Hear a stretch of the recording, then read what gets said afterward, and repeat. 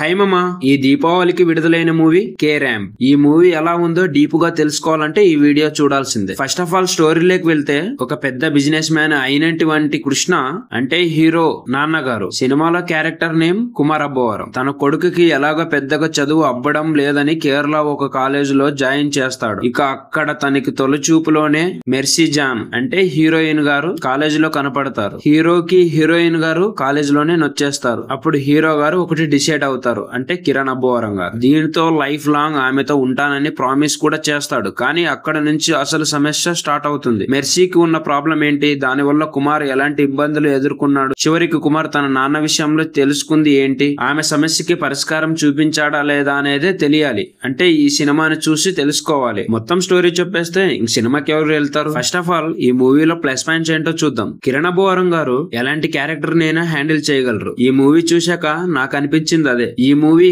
కొంచెం decent line ఉన్నా కూడా మంచి కామెడీతో లాక్కొచ్చేస్తాడు. అలాంటి ఎంటర్టైన్మెంట్ ఇచ్చే మూవీనే ఇది. మెయిన్ గా ఈ సినిమాలో సెకండ్ హాఫ్ కామెడీ బాగా వర్కౌట్ అయింది. హీరోయిన్ పై వచ్చే సన్నివేశాలు వీటితో పాటుగా నటుడు నరేష్ పై కొన్ని హెలారియస్ కామెడీ ఎపిసోడ్స్ థియేటర్స్ లో ఫుల్ కామెడీ క్రియేట్ చేస్తుంది. అలాగే ఫస్ట్ హాఫ్ లో కూడా అక్కడక్కడ కామెడీ సీన్ వర్కౌట్ అవుతాయి. అంతేకాకుండా సెకండ్ హాఫ్ లో కామెడీతో పాటుగా ఎమోషనల్ మూమెంట్స్ కూడా కదిలిస్తాయి. ఇంకొన్ని చోట్ల కామెడీ అండ్ ఎమోషనల్ సీన్స్ కూడా చాలా వర్కౌట్ అయ్యాయి. అలానే లాస్ట్ లో ఇచ్చిన ఎడిటింగ్ కూడా మంచి ఫన్ గా అనిపిస్తుంది. ఇక యంగ్ హీరో కిరణ్ అబ్బవరం తన రోల్ లో సాలిడ్ పర్ఫార్మెన్స్ ని అందించాడు. అల్లరి చిల్లరగా తిరిగే కుర్రాడిలా మంచి నటన తను కనబరిచాడు. స్టార్టింగ్ నుంచి ఎండింగ్ వరకు కుమార్ అనే పాత్రకు ప్రాణం పెట్టి యాక్టింగ్ చేశాడు. అంటే ఇరగదీశాడని.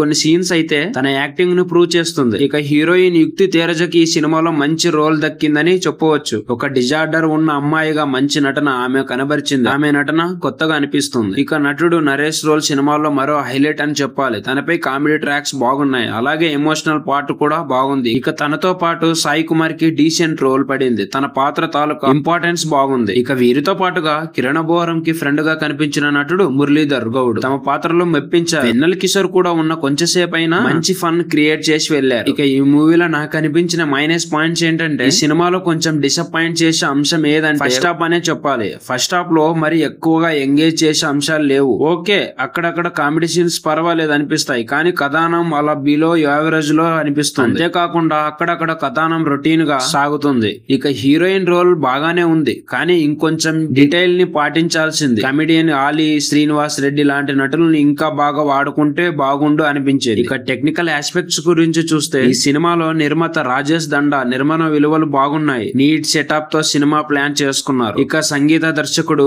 చైతన్ భరద్వాజ్ సంగీతం బాగుంది. సతీష్ రెడ్డి మాసం ఇచ్చిన కెమెరా వర్క్ బాగుంది. ఇక స్టోరీలో కేరళకి షిఫ్ట్ అయిన తర్వాత నుంచి మరింత మంచి విజువల్స్ తను చూపించాడు. పాటల చిత్రీకరణ కూడా చాలా బాగుంది. అలాగే చోటా కే ప్రసాద్ ఎడిటింగ్ కూడా చాలా బాగుంది. కానీ కొన్ని చోట్ల కొన్ని సీన్స్ తగ్గించాల్సింది. డైలాగ్ రైటింగ్ కూడా చాలా బాగా అనిపిస్తుంది. ఇక దర్శకుడు జైన్స్ నాని విషయానికి వస్తే తన నుంచి ఇదొక డీసెంట్ డెబ్యూ అని చెప్పవచ్చు. డీసెంట్ లైన్, దాని చుట్టూ అల్లుకున్న కామెడీ, ఎమోషనల్ మూమెంట్ లో తన నుంచి మెప్పిస్తాయి. అయితే సెకండ్ హాఫ్ పై తన దృష్టి ఎక్కువ ఉన్నట్లు అనిపిస్తుంది. ఫస్ట్ హాఫ్ ను కూడా అదే రీతిలో తను ప్రెజెంట్ చేసి ఉంటే ఓవరాల్ రిజల్ట్ మరింత బెటర్ ఫీల్ కలిగించేది. ఫైనల్ గా ఈ మూవీ గురించి నేను చెప్పబోయేది ఏంటంటే ఈ కే ర్యాంప్ మూవీ ఈ దీపావళికి అక్కడక్కడ నవ్వించే టైం పాస్ ఎంటర్టైనర్ అని చెప్పవచ్చు. ఇక routine and flat first half తర్వాత సెకండ్ హాఫ్ కొంచెం రిలీఫ్ ఇస్తుంది. మంచి ఫన్, అలానే డీసెంట్ ఎమోషనల్ టచ్ బాగున్నాయి. ఇవన్నీ పక్కన పెడితే ఈ దీపావళికి థియేటర్స్ లో చూసే మూవీ అని చెప్పవచ్చు. ఫైనల్ గా ఈ మూవీకి నేనిచ్చే రేటింగ్ ఎంతంటే 5/3. ఇదండి ఇవాళ అప్డేట్.